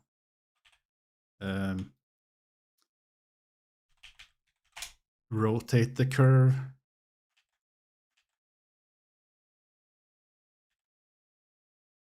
Something like this to get the correct alignment with the camera.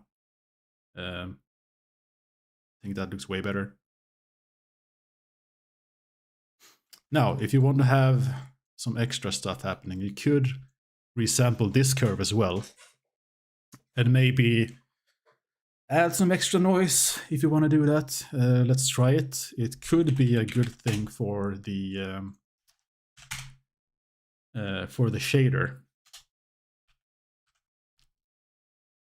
Because the shader would look pretty flat if it's just flat geometry like this. So maybe we'll do one more round of the noise stuff. That's way too much.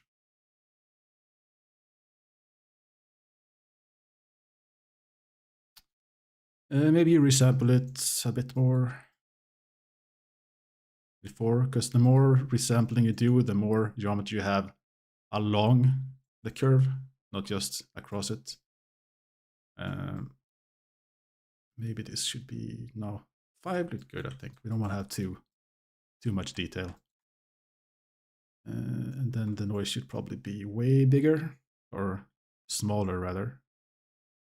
Something like this. Cool.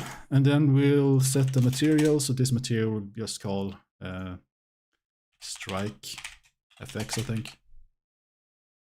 We set that there. And then in the shader. Oh, sorry, I need to connect this to the main. Big old node group. But, you know, you get used to it.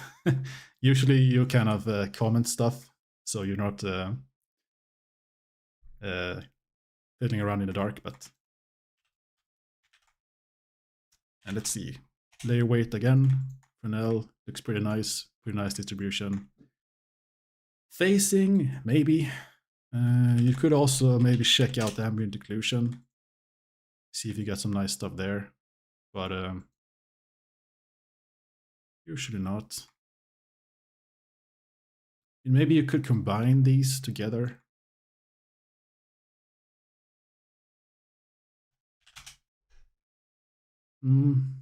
Maybe. Maybe the Fresnel and the ambient occlusion. Sure.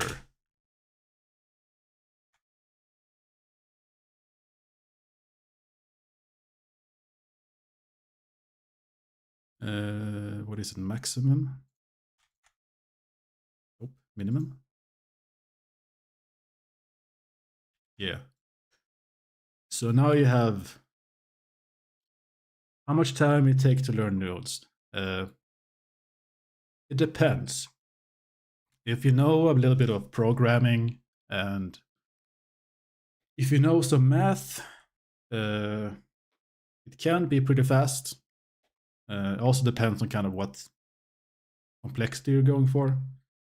A lot of the stuff I'm doing here is not that advanced. It's just that it's a lot of it. So for this, I mean, you experiment with curves, you experiment with extruding meshes and stuff like that, and that's basically what you're doing. For me, I haven't used Blender much in the last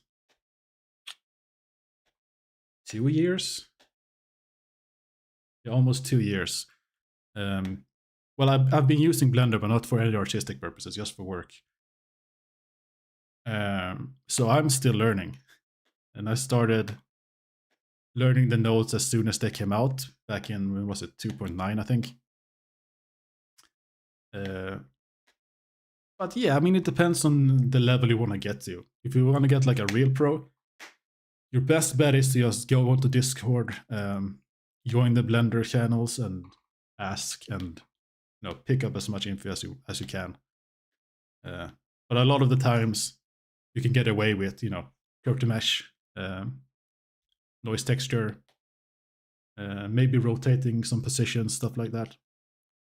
It all depends, but it can take a long time if you're for one, don't have any previous exposure to like programming or math, and two, if you're aiming too high too quick, you need to learn like the basics first. That's kind of what my channel was aimed for, to teach some basic stuff that wasn't too advanced. And then my hope was that people would take that and kind of experiment on their own. And I think I managed. I hope so, at least. But yeah, there's no real answer to how long it takes. It all depends on how quickly you get it, what you know before you get into it, and how much you can like adapt to thinking about who you can use different things. But for sure, there's a lot of difficult concepts to kind of get before you get good at it, like really good at it. I would say I probably have like a year or two at this rate to even get close to what I would consider a pro. I've seen some stuff that I can't even wrap my head around, so it all depends. Sorry I couldn't give a better answer, but nodes are kind of tricky because it's all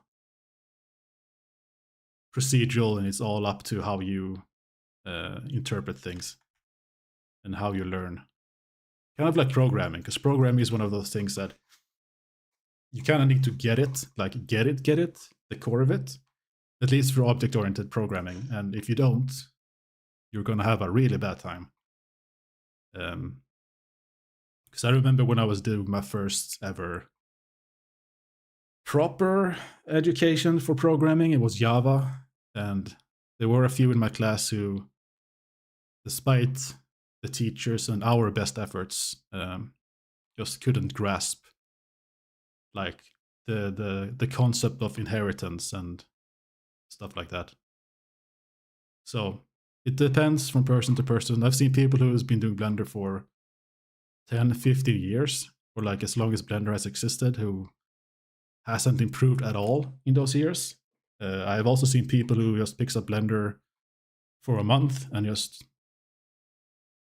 excel like immediately. It's so individual, and the same is true for nodes. So my best advice is to just get in there, think of something you want to do, break that modeling process into steps, and then try to replicate each step in the nodes. Because you can think of each node here as like a modeling step that is being done. So instead of set position, you would grab and move. Instead of instance on points, maybe you would like use an array modifier, or you would duplicate. That's kind of how you have to think about it, that it's like you're breaking down the modeling into smaller steps and using the nodes that are available to do what's possible. Yeah, it's not easy.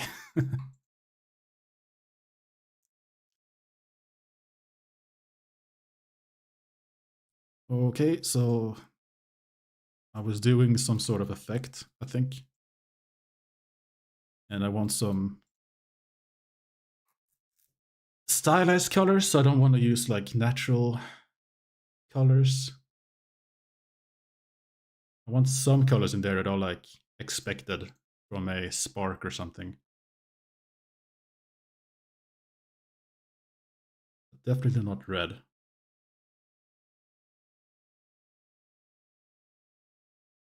I I wish my color theory was better. Would make this way easier. Maybe blue and blue? No. Blue and pink always works, but I use that so much because they work so well together. So maybe something else, maybe some sort of orange and maybe some color in between, like maybe white.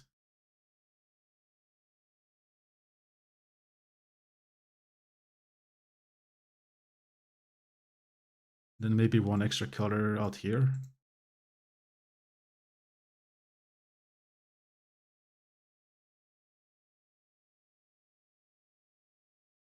Probably not a dark color because we need to have it be like very, very visible. For the few, I think like 1 or 2 frames that this will be visible. I'll throw in some pink there. That's what I always do. That's fine. And let's see. What else can we do?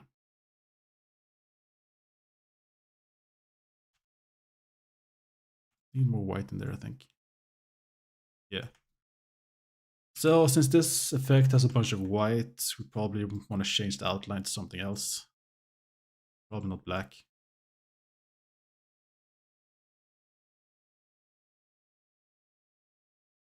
Maybe some sort of dark blue-ish.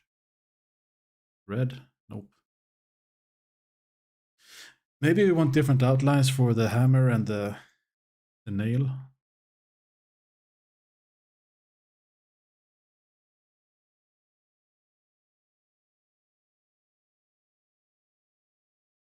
No, I think we'll keep it at just really white. I don't think we'll blend in too much. Cool. Okay, so this will just exist for 2 frames is the idea. So at the moment of impact, so 116 and 117.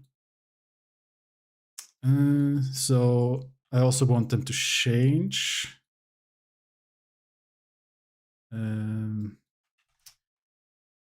I want it to change. I want the pattern to change over those 2 frames, like it's like a big energy transfer.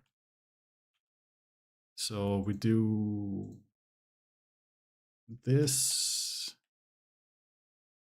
No, that can stay the same. We change the seed here. That's what we do. So we just take the scene time and we change the seed every frame. Like that. Looks pretty wild, but when it's just like 1 or 2 frames, it's fine. And then we say, what do we say? 116? 116 and 118 or 17. So easiest way to do that is just to take a switch node and basically turn it off. So if scene time, if frame greater than and less than, so greater than 115 and less than 118. This and node says that if both of these are true, so if the frame range is within 116, 115 exclusive, so it's 116 and 117, then the geometry will exist, otherwise it won't. So 2 frames and then it's gone, and before that it's not there. And maybe we want more of the stuff. Yeah, we will probably want more. Maybe we want even more.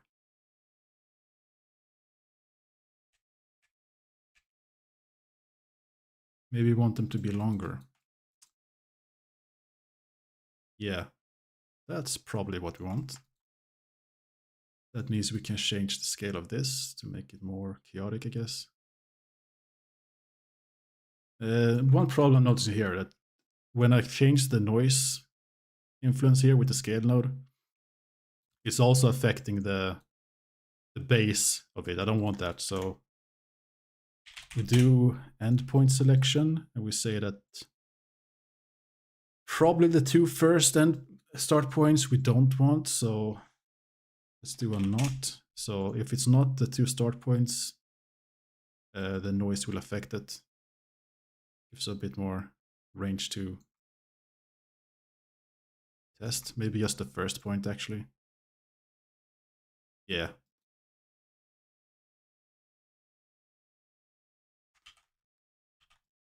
Pretty much this, yeah.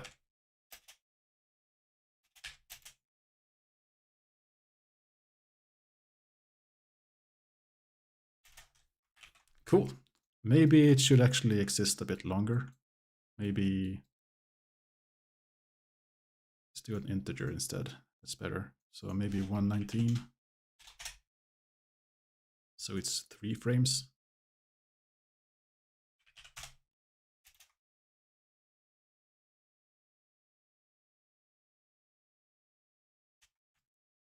Oh, sorry. Not seconds.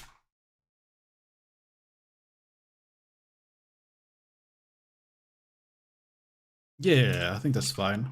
Though I just realized that we probably want the... we probably want it to exist for the rest of the animation and kind of slowly dissolve.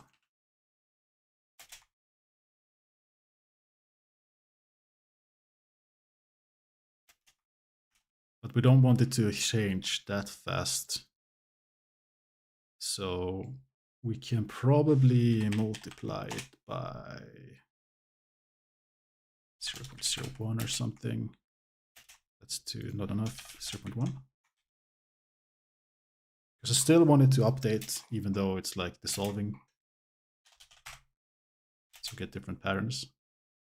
That's still too fast. Very subjective.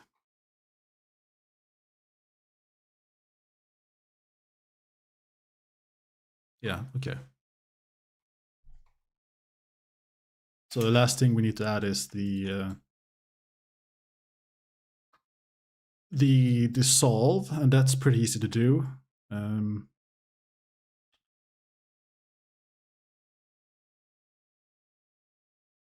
You just take the curves and you trim them.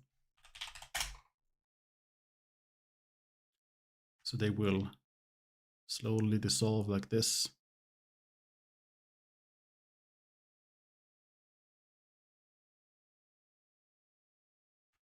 Probably we want to resample them actually to something way, way higher. Just to get a smoother dissolve, I think, with the noise pattern. So the noise itself.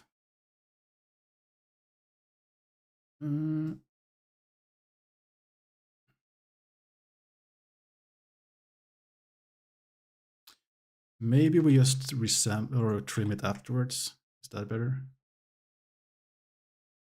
Yeah, that's better. So we probably don't need to do too much. Maybe 11 is good. Yeah, here we go. Because if we trim it before this node, the noise here will be updating according to the new endpoints. So we don't want that. We want this slow, like almost like a lightning strike moving away. So starting from frame, what is it?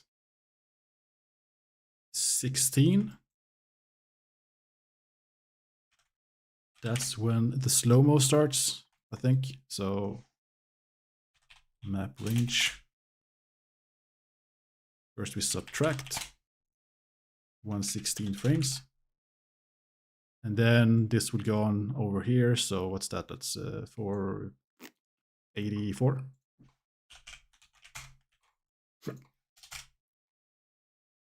And I want it to kind of ramp in. I don't want it to be linear. I want it to dissolve fast at the beginning and then slow down really quick. So float curve will help with that. So it will be something like this. And then you just connect that here.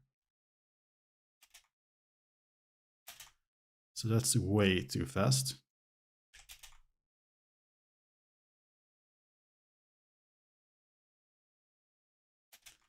That's not fast enough.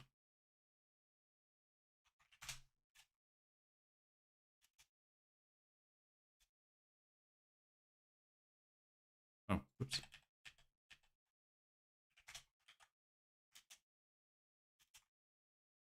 Ah, unlucky. It's changing the seed just after this one. Just when it hits.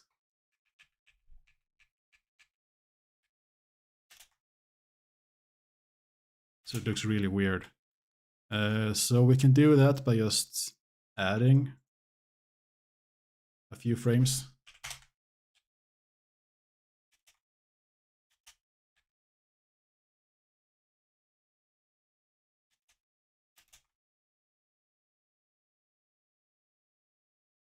No, sorry, here.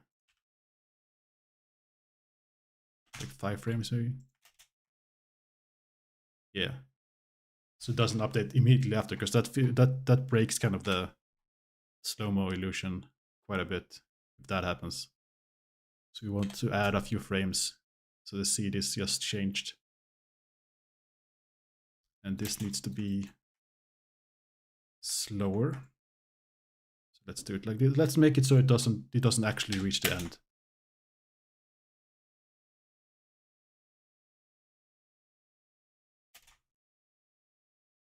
So it probably needs to be like this. Even that is too speedy.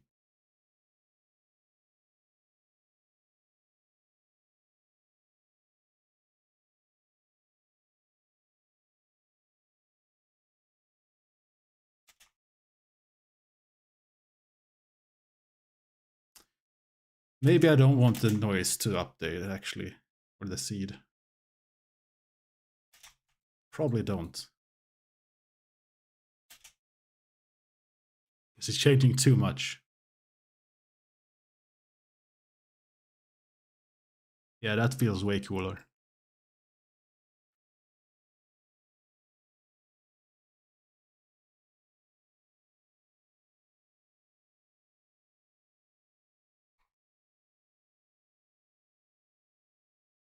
And probably we don't want it to be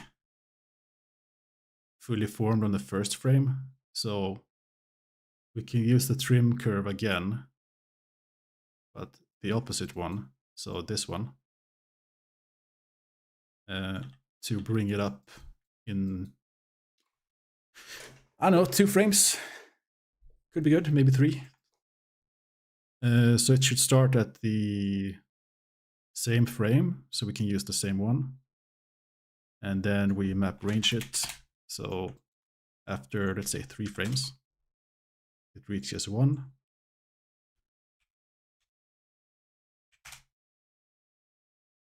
Probably we need this to start a bit earlier, so 115.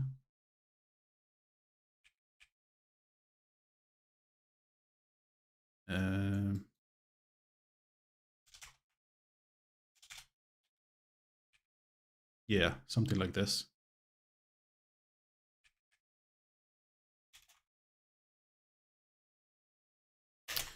That looks pretty sweet. Maybe we need to increase the build-up of the lightning up. Yeah.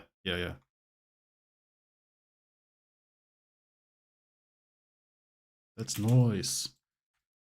And then this needs to be like this, and this needs to go down to, what value is that?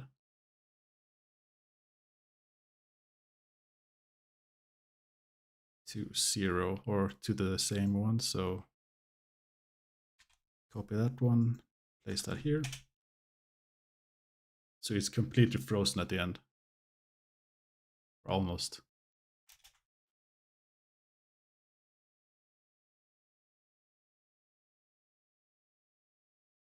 Yeah. Nice.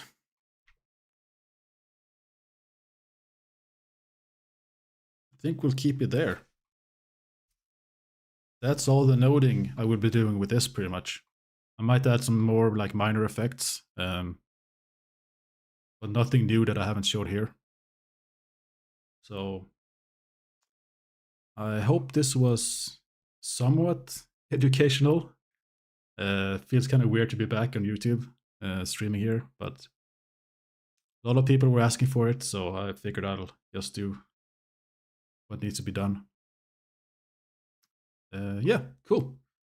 Thanks for hanging out, and hope it was fun, or at least nice to learn something new. And yeah, see you around.